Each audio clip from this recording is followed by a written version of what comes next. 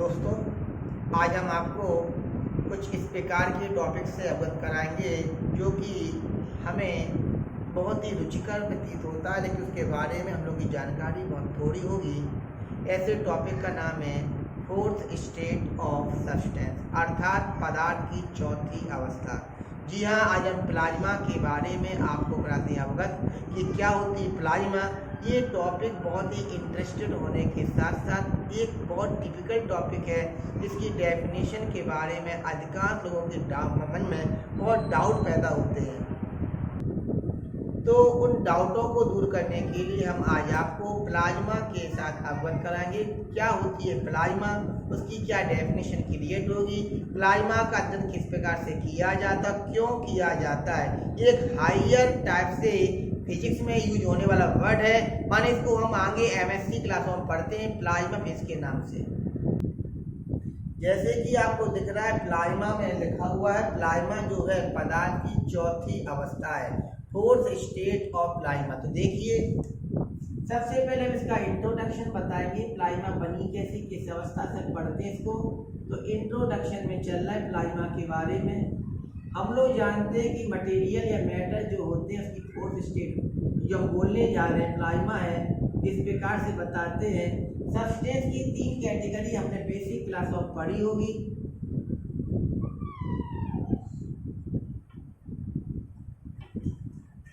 पहले का नाम आप जानते हैं सॉलिड स्टेट होता है, दूसरे के नाम होता है लिक्विड स्टेट, और तीसरा होता है गैस स्टेट। सॉलिड स्टेट होती है, इसका मतलब होता है कि इसमें कुछ प्रॉपर्टी पाई जाती है। नंबर एक क्या होती है, फिक्स स्टेट, माने एक ऐसी अवस्था होती है जिसकी शेप फिक्स होती है, माने वो अपनी अवस्था को बदल नहीं सकता है। पदार्थ की ऐसी अवस्था जिसका आकार निश्चित होता है उसे हम बोलते हैं सॉलिड स्टेट। इसमें मॉलिक्यूल्स जो होते हैं, molecules oblique atom can not move, गति नहीं करते, मूव नहीं करते, can not move, but only vibrate. क्या करते हैं, केवल वाइब्रेट होते हैं अपनी मीन पोजीशन के अबाउट में। ऐसी स्टेट को हम क्या बोलते हैं, सॉलिड स्टेट। आपने पढ़ा भी होगा तो उस अवस्था के बारे में, ऐसी स्टेट जिसका आकार आयतन निश्चित होता है और उसके मॉलिक्यूल्स जो होते हैं मूव नहीं करते हैं, केवल मात्र क्या करते हैं, वाइब्रेट होते हैं। उस स्टेट को हम क्या बोलते हैं, सॉलिड स्टेट। ओके, अब बात करते हैं लिक्विड स्टेट के बारे में। लिक्विड को आप जानते होंगे, एक ऐसी स्टेट होती है जिसको जिस शेप में डालो वही आकार ले लेती है। दूध पानी देखा होगा, जिस बर्तन में डालते हैं तो उसी बर्तन के आकार की शेप पकड़ लेता है। या इसकी प्रॉपर्टी में कहा जाएगा इट है नो शेप, ये नो फिक्स शेप, इसका कोई आकार निश्चित नहीं होता है। ओके, दूसरी बात ये है, इसमें जो मॉलिक्यूल्स होते हैं वो मूव करते हैं। मॉलिक्यूल्स और एटम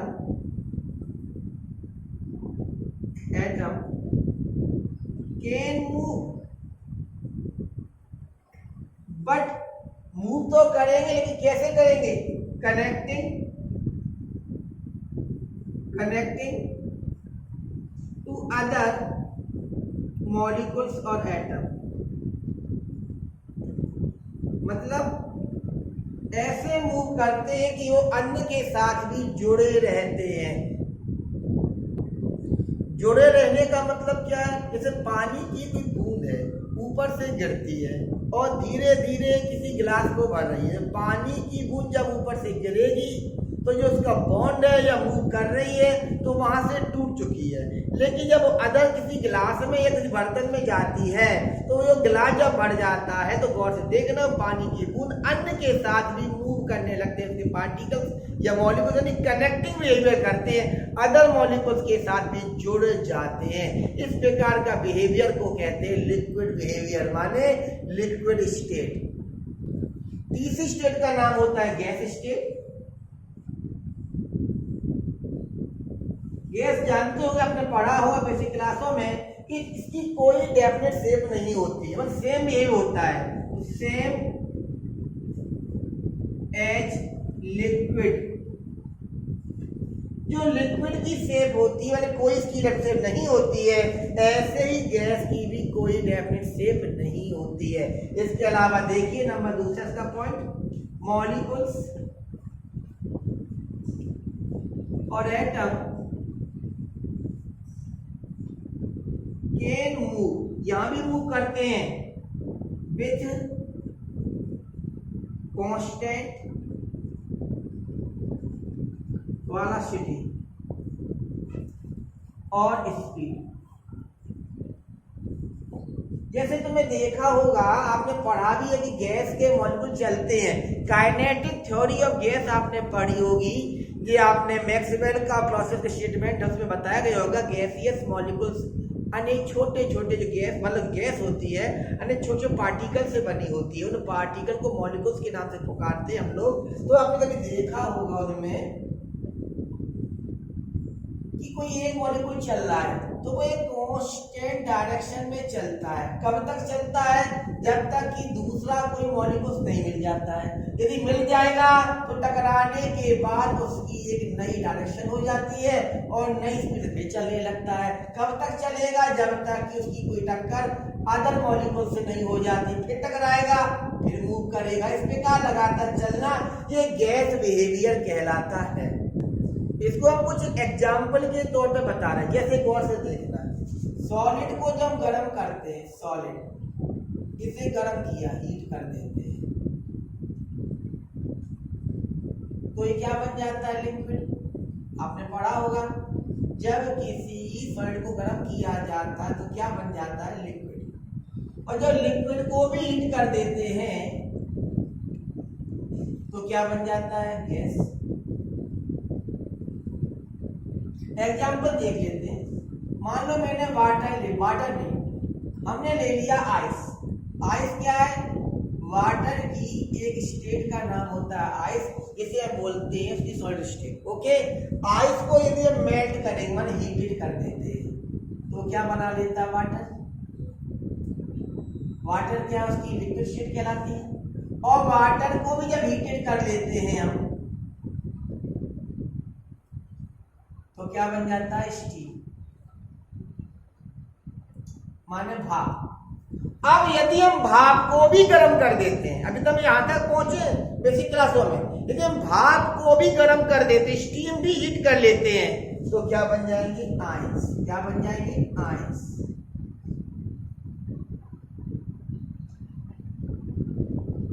ये इलेक्ट्रॉन और पॉजिटिव आयंस के टाइप से माने जाते हैं। तो इस प्रकार जिसमें आयंस स्टेट पाई जाती है उसको हम प्लाज्मा कहते हैं। देखिए सॉलिड में क्या होता है, जो उसके पार्टिकल्स होते हैं बहुत पास पास होते हैं, इस शेप के आपस में जुड़े होते हैं बॉन्ड के द्वारा, मेटेलिक बॉन्ड भी बनता है।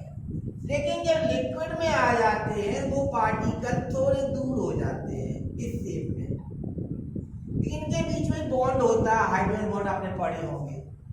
गैसों में कोई बॉन्ड नहीं होता, इसकी जो पार्टिकल्स होते हैं बहुत बहुत दूर हो जाते हैं, इनके बीच में कोई बॉन्डिंग नहीं होती।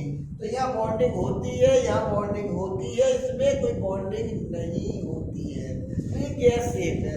ये कौन है, आयन की शेप। पर इसके भी यदि क्या कहते हैं हीटेड कर देते हैं तो गैस के मॉलिक्यूल्स भी आयंस बन जाते हैं। आयंस बन कैसे जाते हैं बताता हूँ। गैस आपको मान लो न्यूट्रल होती है, मान लो हाइड्रोजन मान लिया, हाइड्रोजन को हीटेड कर देते हैं। हीटेड कैसे, मैं कुछ दिखा रहा हूँ करके बताता हूँ मैं आपको, देखो कैसे, ध्यान देना लोग। इस प्रकार के मान के चलिए अपन ने किसी शेप को हीटेड कर रहे हैं, जैसे कोई हमने मान लिया मॉलिक्यूल से, उसको हीट किया, हीट करने या एनर्जी दे बात वही होती है। तो क्या होता है, हमने पढ़ा होगा वो एक्साइटेड हो जाता है, यानी वो एक्साइटेड से पहुंच जाता है, अपनी एक स्टेट को छोड़कर के इलेक्ट्रॉन्स अदर स्टेट पहुंच जाते हैं।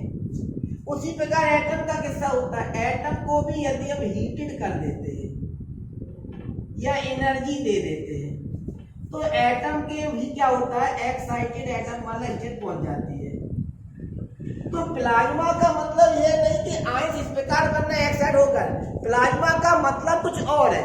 प्लाज्मा ये तो स्टेट गैसों में पाई जाती है, एक्साइटेड होना गैस स्टेट में आता है, लेकिन प्लाज्मा इस प्रकार की स्टेट नहीं है। प्लाज्मा में क्या होता है कि गैस मॉलिक्यूल्स जो होते हैं उनके भीतर से इलेक्ट्रॉन बाहर निकल आता है। अब किसी एटम के भीतर से इलेक्ट्रॉन बाहर निकल आए, वह लेस ऑफ या लैक ऑफ इलेक्ट्रॉन होगा, और जब लैक ऑफ इलेक्ट्रॉन होता है वह क्या बनता है, पॉजिटिव आयंस। और इलेक्ट्रॉन निकल गया, वो इलेक्ट्रॉन ओनली है ही। यानी कहने का मतलब ये है, प्लाज्मा यदि बननी है तो जो गैस मॉलिक्यूल्स होते हैं उनको हीट किया जाता है या एनर्जी दी जाती है तो वो इलेक्ट्रॉन्स और आयंस में तब्दील हो जाते हैं। माने एटम के भीतर से निकल जाते हैं, इलेक्ट्रॉन्स और आयंस से जब बाहर निकल आते हैं तो क्या होता है, उनमें से इलेक्ट्रॉन निकल जाने के कारण वो चार्ज हो जाते हैं। इस प्रकार गैस के मॉलिक्यूल का चार्ज हो जाना आयोनाइट गैस कहलाता है। ऐसी आयोनाइट गैस को हम क्या बोलते हैं, प्लाज्मा बोलते हैं। इसके आधार पर परिभाषा बताते हैं प्लाज्मा क्या होती है, वो देखिए।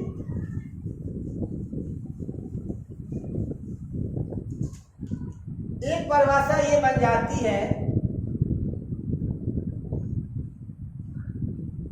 Plasma is a gas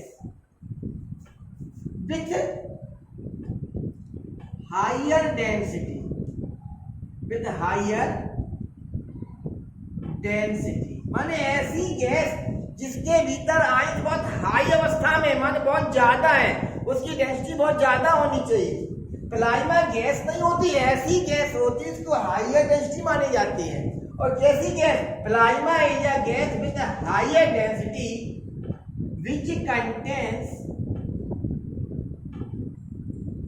which contains ions या आयन छोड़ो, चार्ज पार्टिकल्स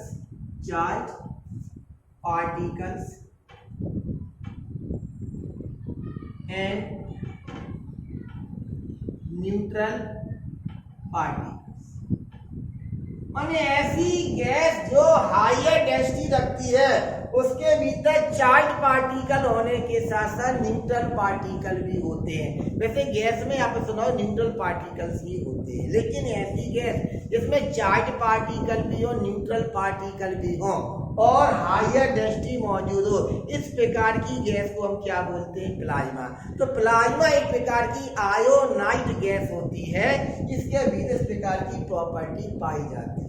इसकी परिभाषा एक और बताते, बहुत अच्छी परिभाषा है और बेस्ट डेफिनेशन के तौर पे कहा जाएगा। मैं लिख रहा हूं नीचे और करके, सही परिभाषा ये होना चाहिए। Plasma is a quasi neutral gas. जी हाँ, आप नया वर्ड यूज कर रहे हैं यहाँ पर, क्वासी न्यूट्रल। मैं इसका मीन्स भी बताऊंगा क्या होता है। Plasma is a quasi neutral gas which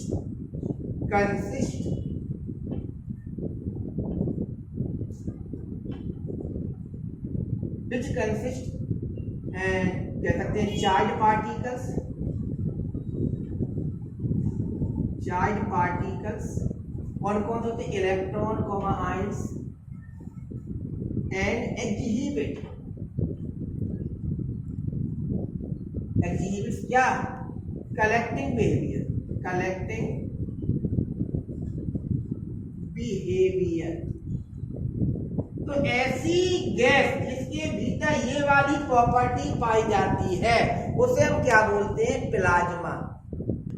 तो पहला पॉइंट बताते हैं क्वासी न्यूट्रल। मैंने क्या बताया था आपको कि प्लाज्मा एक ऐसी गैस है, plasma is a quasi neutral gas. आपके माइंड में क्वेश्चन आता है क्या होता है क्वासी न्यूट्रल गैस। एक डेफिनेट वॉल्यूम ले लीजिए, आप कोई भी, मैंने कोई जगह ले ली, यह भर दीजिए प्लाज्मा,